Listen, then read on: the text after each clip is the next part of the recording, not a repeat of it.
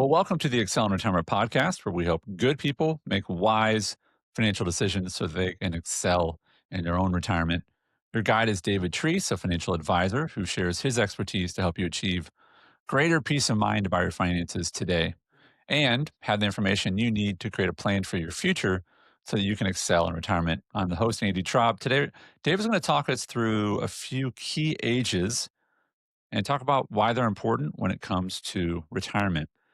And David, it's interesting. There's these funny stories about why people chose different habits and times and ages, and we don't really know why. Probably has to do with lifespan, I would Yeah. assume, why they chose these dates and how they haven't changed. Really, even though we live longer, which obviously makes having retirement money last longer important. But there's these key dates. We had another episode we talked about 59 and a half. Today we're going to talk about 62, 67, and 70. Okay. So let's start with 62. Why, David, is 62 an important date as it relates to people's finances? Yeah, it's the first age you can claim Social Security, and it has changed a little bit. Social Security was introduced in 1935, and at the time, you could only claim Social Security when you got to 65. Oh, So that's they, right. so they did it. I don't know when they backed it up, but they did back it up. But uh, do you know the first lady? What her name was that collected Social Security? No. This will help you for trivia night. Her name was Ida Mae Fuller, and she was a legal secretary from Vermont. And I'll botch the numbers up here, but she put in like $25, and her Huh, check was around $25. And back then, life expectancy in 1935 was like 63. right. And so the system was never designed where virtually every soul was going to be claiming Social Yeah. Security. Yeah. And so the idea was a lot of people would pass away without ever claiming it. Well, Ida Mae Fuller blew up the actuarial tables from the very beginning and lived to 100. And so she drew out like something like $22,000 or so in Social Security Wow. after putting in 25. Don't you wish you could rub her head for good luck? I She's got mean, to be I the mean, luckiest Ida person. Mae, Ida Mae is she is the story of Social Security, Yes. right? I mean, Yes. how do you want to understand Social Security? Let me tell you about Ida Mae, right? Ida Mae is the picture of Social Security and why it's in so much trouble. Yes. Um, So the program has had trouble since the very beginning, but 62 is the first age that you can claim it. So you become, I think they call it entitled to Social Security if you've worked at least 10, it's about 10 years of work or your spouse has. And so that's the first time that you can claim. right, and I believe they call those like working credits, Yeah. something like I that, think right? I think it equates to 40 fiscal quarters. Okay, right. Yeah. I want to pause just if people don't listen to the rest of this, then please remember what David just said and then what I'm about to tell you, which is if you go to ssa.gov, you can sign in. And if you don't have a login, you can create one using your social security number.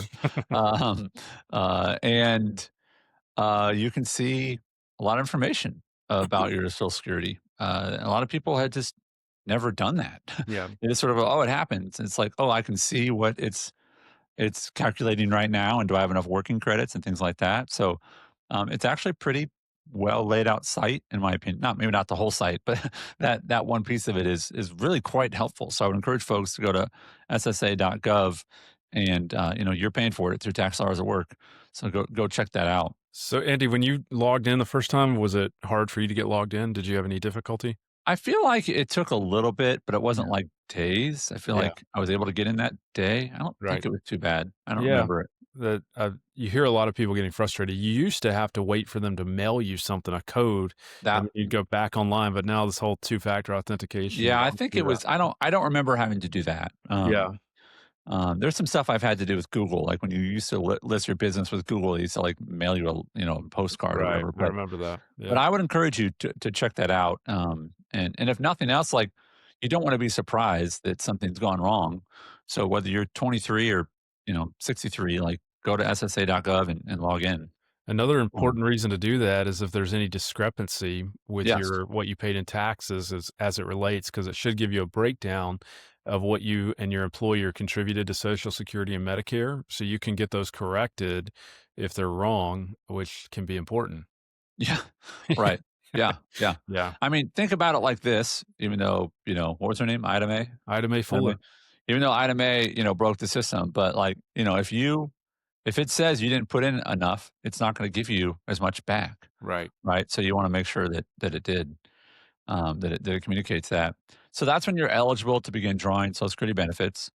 Um, but also claiming Social Security at this age, the phrase they use is forfeiting delayed retirement credits that could increase benefits later. So Yeah. give folks just a 60-second, you can get it at 62, but maybe you shouldn't lessen. Yeah, it's a reduction in benefits that stays with you for the rest of your life. It locks in a reduction in benefits. And really the reason we're talking about this and why I think it's important is because if you're like me, I started working in a seafood restaurant at 15 and paying into Social Security. And we have some software that illustrates this, but it's typically hundreds of thousands of dollars that people will draw out of Social Security over their lifetime. Uh-huh. And so it plays a foundation role in your retirement income. And so you want to make sure that you optimize this and get it right.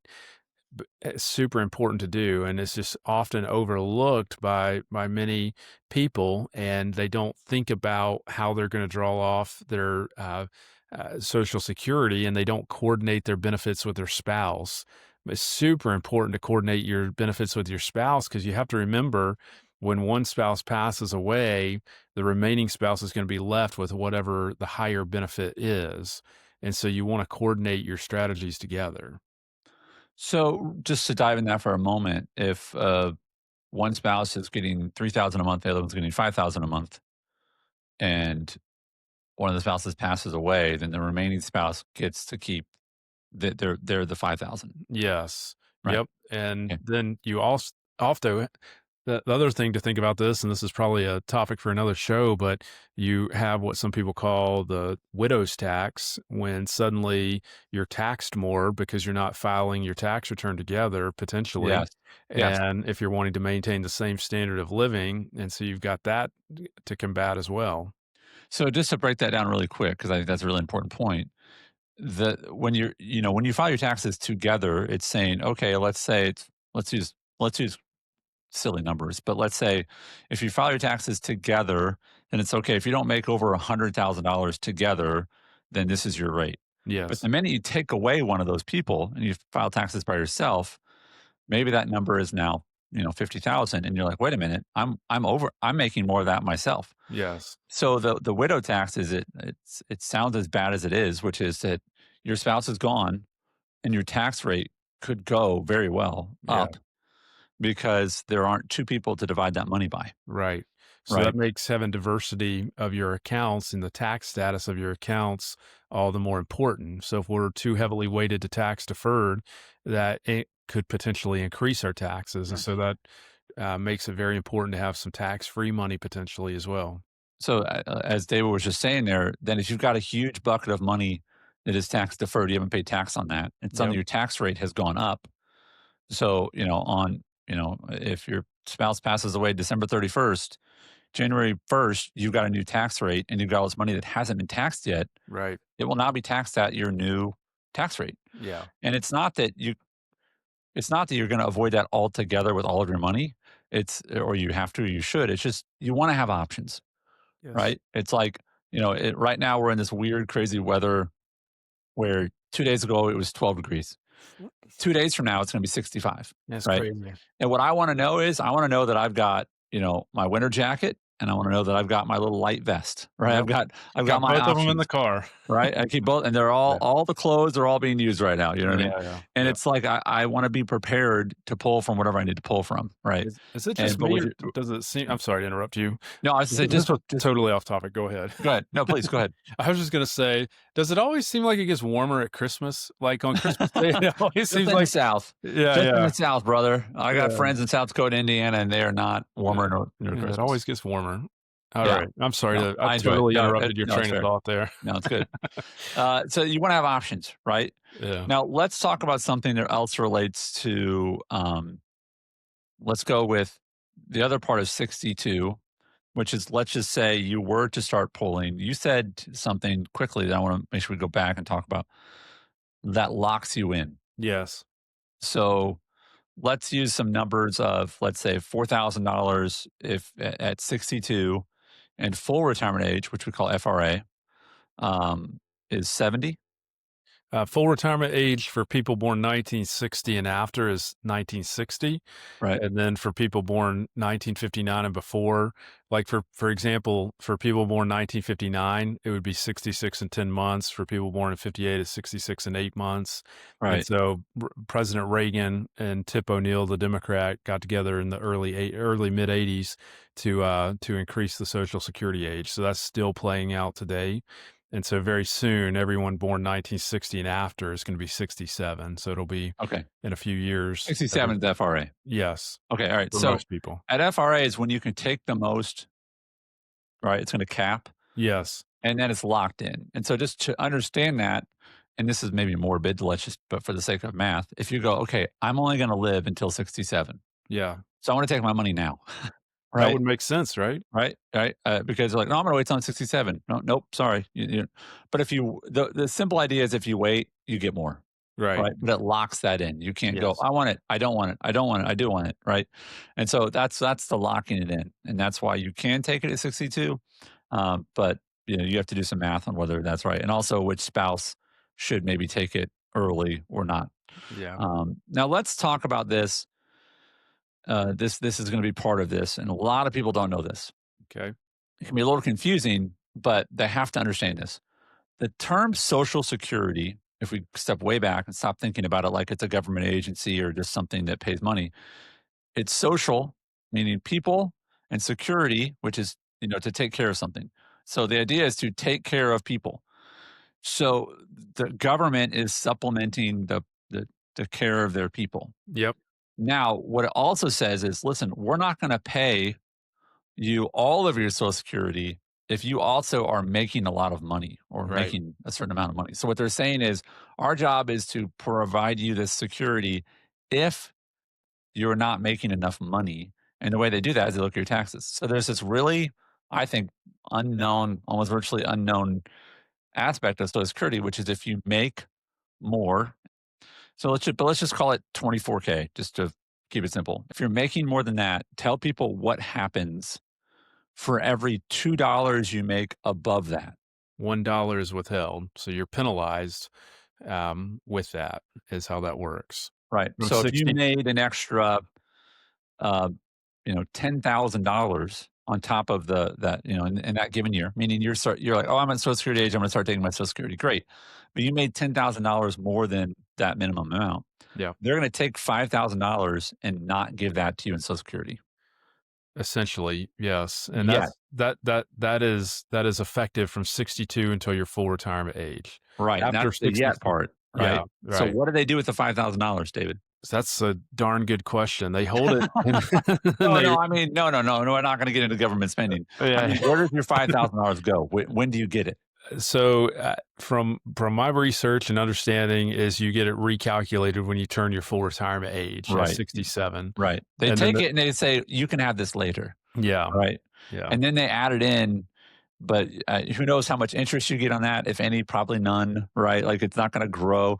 So just understand this, if you're making money because 'cause you're like, "Oh, this is great. I'll have Social Security and I'm gonna make money because I don't wanna retire when I'm I don't wanna stop working." That's fine, but for every $2 you make, they're gonna take a dollar and not give it to you in your Social Security, you which could be a lot of money, yeah, you and remember they're that gonna punt it out. yeah, yeah, you remember that other episode where you were saying when your kids get paid, you take money and put it in their savings Yes, account and yes, don't let them see that? That's kinda how that feels, you know? yes, It's how that feels, like you have a benevolent parent yes. watching over you that somehow but they really are not your parent, but No, I don't know. no, but it is all of your money, that's the Yes. parallel. It Yes. was all of your money, and you don't get to have it, It's right? a And there's these wild arbitrary concept. rules. Yes. So just understand that because if you do the math on your own and you don't sit down with someone like David, a professional who's got these really amazing calculators that will say, "Okay, well, what's your wage or what do you think your wage is gonna be?" "Oh, I'll probably make, 150K a year." "Okay, well, that there that's gonna affect your Social Security, right? And people just sometimes don't factor that in.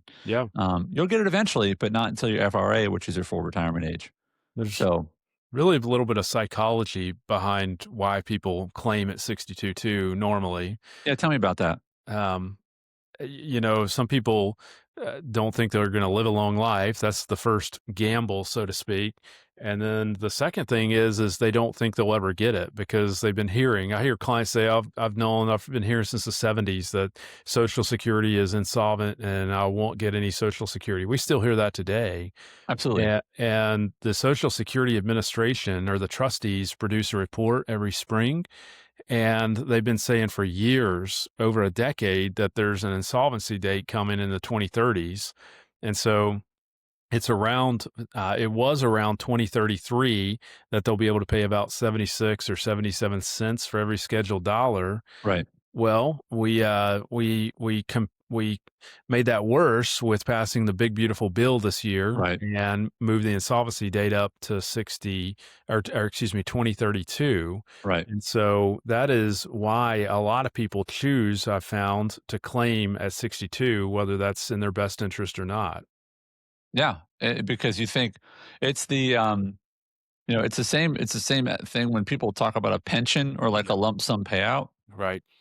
There was a interesting story recently. A gentleman, I believe in Michigan, and he went viral because he worked at a Meijer grocery store, and a YouTuber influencer from Australia popped in because someone told them about this guy. I think his name was Ed, and he was working at Meijer because his pension got taken away. He worked for GM. Mm, His wife got sick, and he had debt, and he had to go back to work. mm, He just didn't have any money left. His pension got taken away. sad. And it's super sad. Now they raised $1.7 million for him, which is Wow. pretty amazing. So Ed is now retired. But the idea is simple: is that his pension went away, and he didn't take a lump sum. He took a pension. He was living off of that, and then suddenly it was gone. And so that's another. It's really to think about, like, do you want it now, or do you want to risk that it's going to be around later? And again, these are not decisions you make because you listened to us today. These are decisions you make after sitting down with David and saying, let's look at the whole picture. Let's look at, the value of your home. Let's look at your cash. Let's look at your investments. Let's look at your pensions if you have any. Let's look at, all these different things, these different let's go to your SSA.gov account and look, right, and factor in all those things. So don't make decisions solely from this, but from this information, you should really have more questions after hearing all these things. And Yeah. David is the one to go to about those questions, because there are calculators that will show you, hey, this is the right thing to do if you want this amount or this amount. Yeah.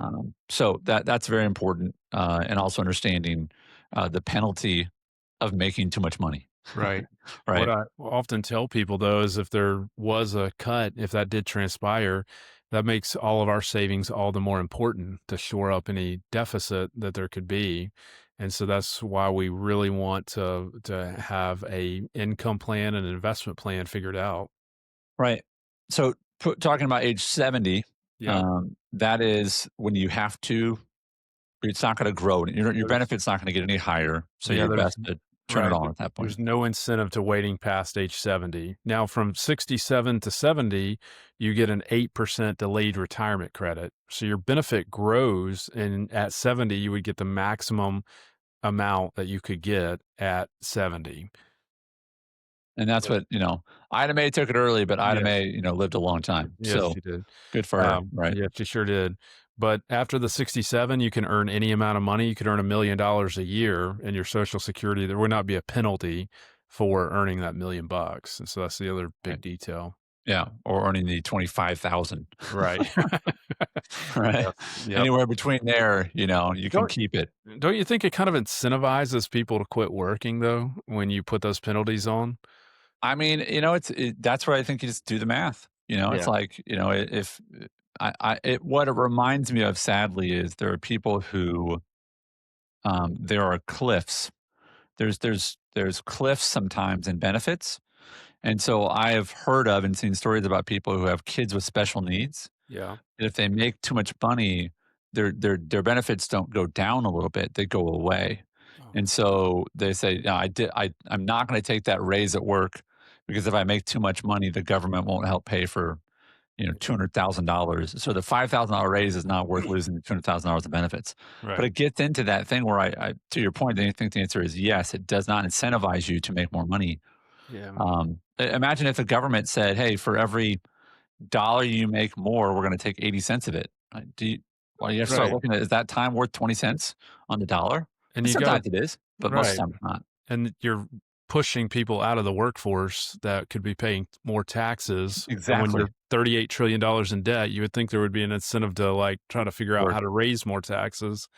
Yes. Not only that, but you're pushing people out that have so much institutional knowledge Yes. about the workplace and all kinds of mentorship opportunities for older folks to help younger people. And I feel pretty passionate that there's some things that need to be reformed when it comes to that. Yeah, and that goes, I think, into a much deeper perspective and point, David, about the value of work, Yes. about that work is good. It's not a Right. curse. Right. But if you ask most people who are getting up on Monday and they're going to work, how do you feel about your work, Yeah. right? Or your cashier you bump into, or your waiter or whatever, there's an attitude about work that it is not a blessing, right? Yeah. That it is curse. Yeah. And so I think that sort of fits with the narrative of a lot of culture, Right. as believers, that feel called to create benefit to the world and do good things. Whatever you do, do it as you're working for the Lord and not for man. That's Yep. scripture, right? So whatever you're doing, it reminds me of the Undercover Boss Yeah. show, where you find those people. And it's my favorite. One of my favorite undercover bosses is a guy who owned a sanitation company, No. which is a nice way of saying he owned a porta potty company. Yeah. And he met one of his workers, and he's the guy that went and cleaned him out. And he had so much joy. And it's like, why do you have so much joy? He goes, man, people love me.